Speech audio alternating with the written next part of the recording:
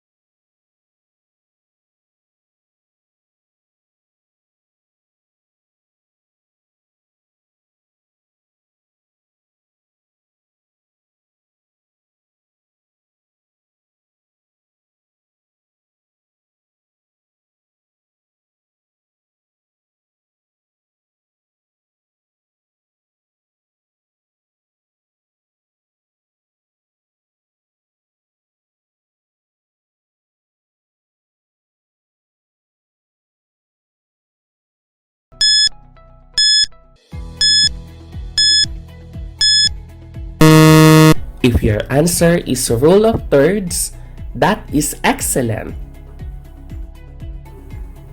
Let's proceed to number 3, a device for recording visual images in form of photographs, films, or video signals.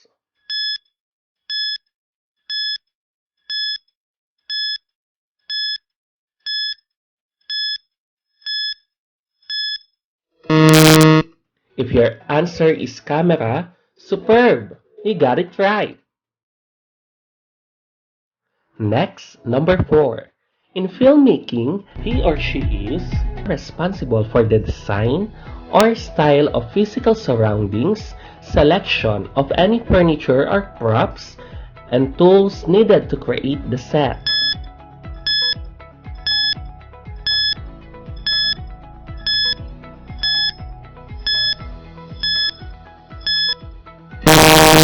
If your answer is set designer, you are amazing.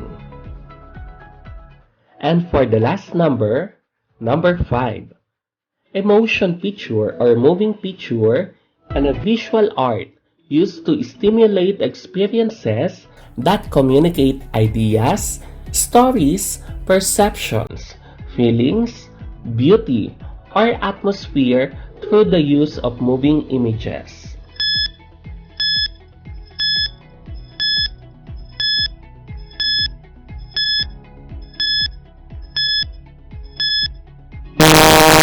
If your answer is film, Marvelous! Your answer is right.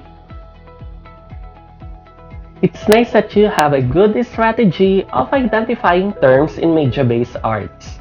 You have earned your first Art Warrior badge. Good job! Before we proceed with our lesson, let us have a recap on technology-based arts by playing a game entitled Logo Quiz. All you need to do is to identify the logo presented within 5 seconds. You may type your answers in the comment box. If you got perfect score, you will be given an Art Warrior badge. Are you ready? Let's begin. Number 1.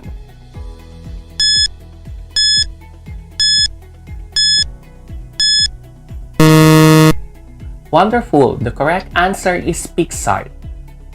Number 2.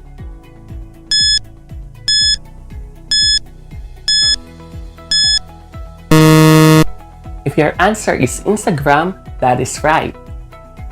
Number 3.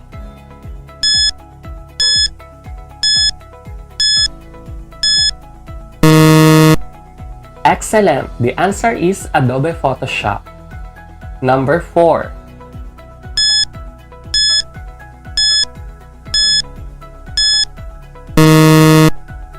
If your answer is Snapseed, you are doing great. And number 5.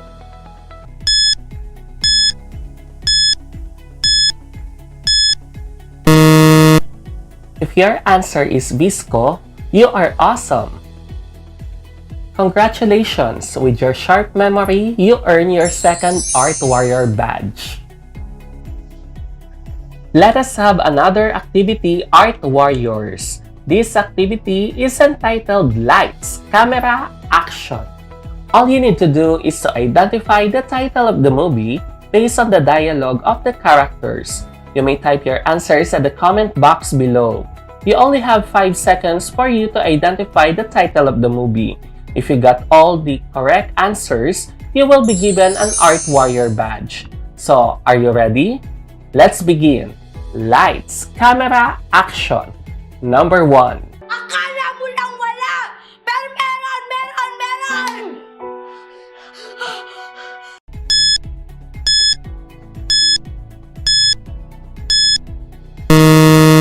Time is up. If your answer is bata-bata, paano ka ginawa? You got it right. Next, number 2. Lights, Camera, Action. You're nothing but a second rate. Trying hard. Copycat.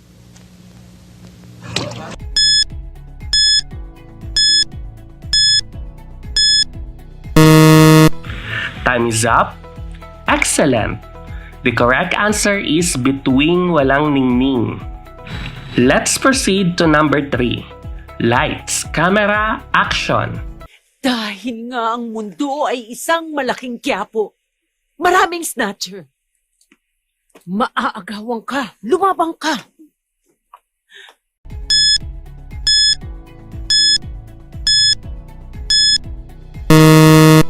Time is up. If your answer is No Other Woman, that is correct. Next, number 4. Lights, Camera, Action. You loved me at my worst. You had me at my best. Ba't binaliwala mo ng lahat yun?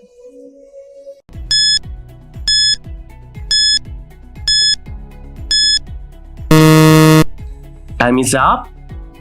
Awesome! The correct answer is One More Chance. And for the last number, number 5. Lights, Camera, Action. Pero bakit parang galit ka? Pero bakit kasalanan ko parang kasalanan ko?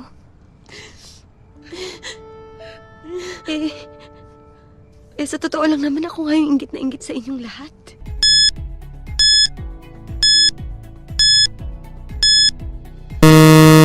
Time is up.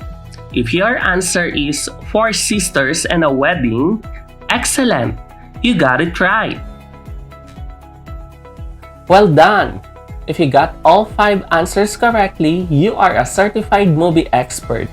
By that, you just earned your third Art Warrior badge. And now, let's begin the discussion of the media-based arts in the Philippines, particularly photography and film. Photography came from the Greek word photos, meaning light, and graphos, meaning writing, as it states this process literally. In its early stages, during the late 19th century, photography was viewed as a purely technical process, that of recording visible images by light action on light-sensitive materials. Focusing at the camera at the subject and clicking the shutter is photography as process, discerning a significant moment or a unique expression, framing it in the camera viewfinder with an eye for composition, and then clicking the shutter is photography as art. That discernment and that eye for composition are the factors that elevate a photographer from a mere recorder of images to an artist. Photography is now viewed as being more than just beautiful. It is also considered one of the most powerful means of communication. This power comes from two distinctive characteristics of photography: immediacy and detail. An image recorded by a camera has a sense of authenticity. Because the lens captured the image objectively, the resulting photograph is regarded as true to life and of the moment. At the same time, the camera takes in every detail of an image. Thus, the photograph has a sense of completeness.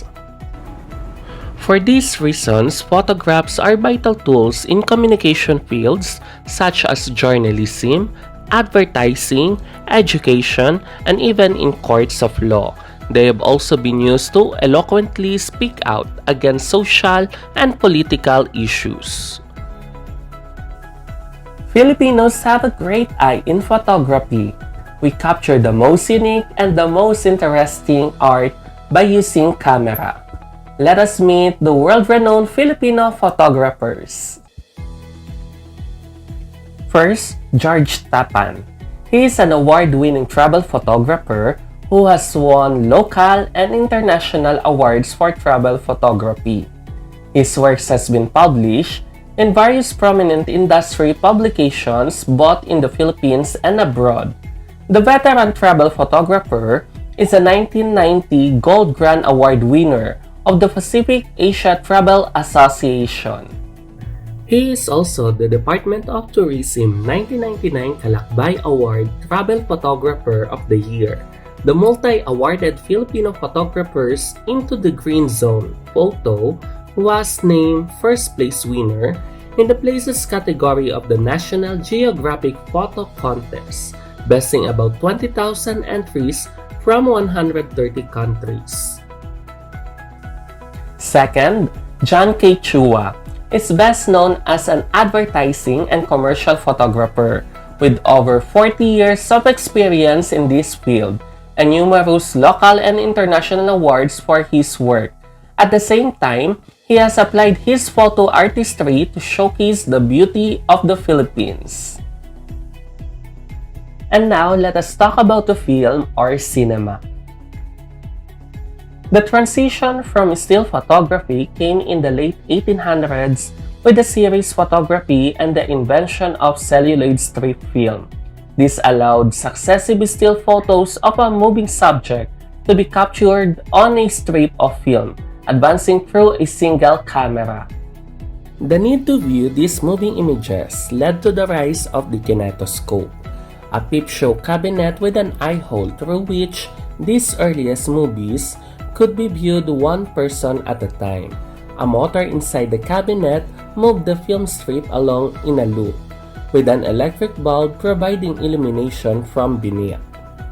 In the meantime, European and American investors were providing one technological advancement after another. The French developed the cinematograph, a hand-crank camera, printer, and projector, all in one that was lightweight enough to bring outside the studio. By 1901, the earliest motion pictures were rapidly progressing from one scene studio films to multiple scene narratives filmed outdoors. Driven by this and many more advances, the art aspect of filmmaking was born. Let us talk about the people who work collaboratively in creating the art of filmmaking. First, film director. The film director envisions the final effect of the film on its viewers, visually, mentally, and emotionally. He or she works with ideas, images, sounds, and other effects to create this unique piece of art. He or she also conceptualizes the scenes, directs the acting, supervises the cinematography, and finally the editing and sound dubbing in much the same way as visual artist composes an artwork. Film actors expresses themselves without the exaggerated facial expressions and gestures. They had to learn to deliver their lines naturally and believably. Cinematography, the art and technology of motion picture photography. It involves such techniques as the general composition of a scene, the lighting of the set or location, the choice of cameras, lenses, filters, and film stock, the camera angle and movements, and the integration of any special effects. Editing, the art of selecting precise sections of film, then sequencing and joining them to achieve the director's desired visual and emotional effect. Sound editing was also developed as film began to include more ambitious effects beyond the dialogue and the background music. Production designer. They work closely with the director, cinematographer, and other teams like costume designers and makeup artists. They also responsible to scout shooting locations and determine how much money to allocate to CGI or computer-generated images in the post.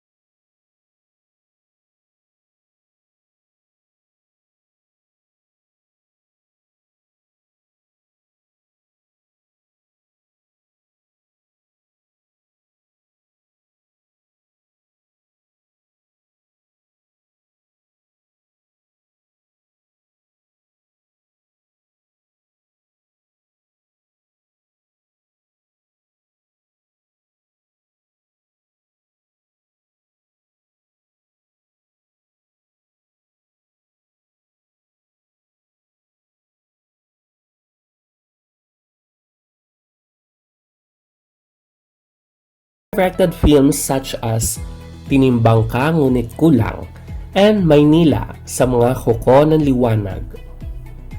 Number 2. Mike De Leon. He created films like Itim, Sister Stella L, and Bayaning Third World. Number 3. Ishmael Bernal. He directed the famous film Himala. Walang himala! Ang himala ay nasa puso ng tao! Nasa puso nating lahat! Tayo ang gumagawa ng himala! Tayo ang gumagawa ng mga sumpa ng mga Diyos!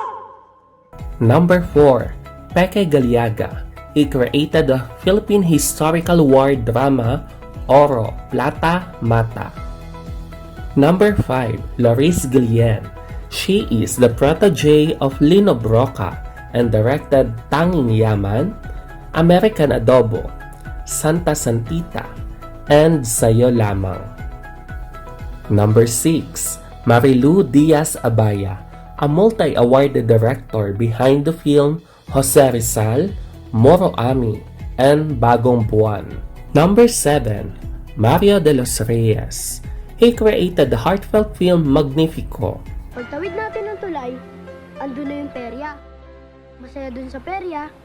Marami mga sasakyan. May umiikot pataas. Tapos meron din sila ng kabayo, paikot-ikot. Number 8. Brillante Mendoza. He is an independent filmmaker who created the film Kinatay, where he won the Best Director Award at the highly prestigious Cannes Film Festival of 2009. For us to achieve an artistic photograph and film, we need to identify the compositions used in photography and filmmaking. Number 1. The rule of thirds. The rule of thirds involves 2 horizontal lines and 2 vertical lines as a guide in taking your photos. It suggests placing key elements of your photos at the points where any of the lines intersect. Number 2. Angles. The angles refers to the degree at which the camera points towards the subject. For us to understand the angle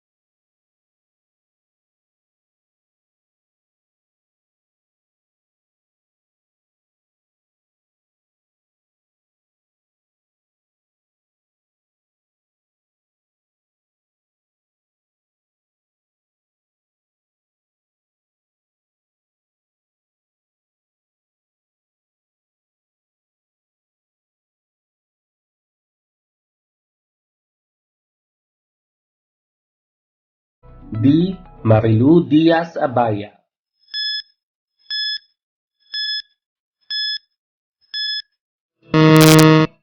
The correct answer is B. George Tapan. Number 4. Who is the creator of Magnifico and won the Best Director distinction at the 2003 FAMAS Award and garnered other local and international film awards as well? A. John K. Chua. B. Lino Broca. C. Mario de los Reyes. D. Peque Galiaga.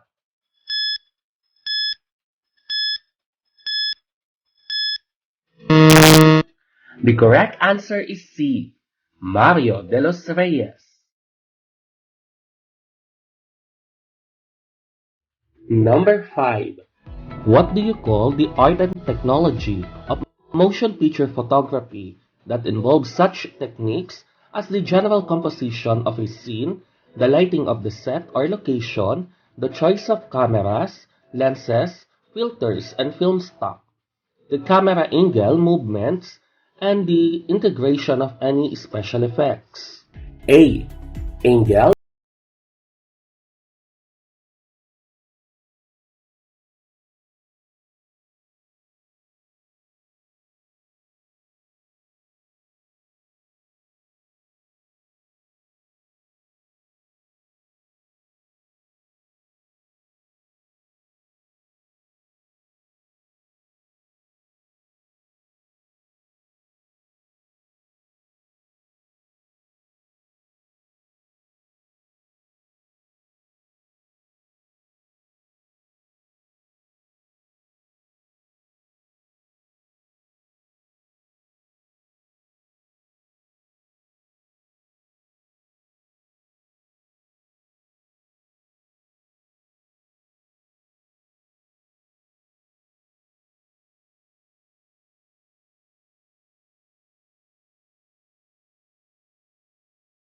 It's a song for about 2 minutes in length.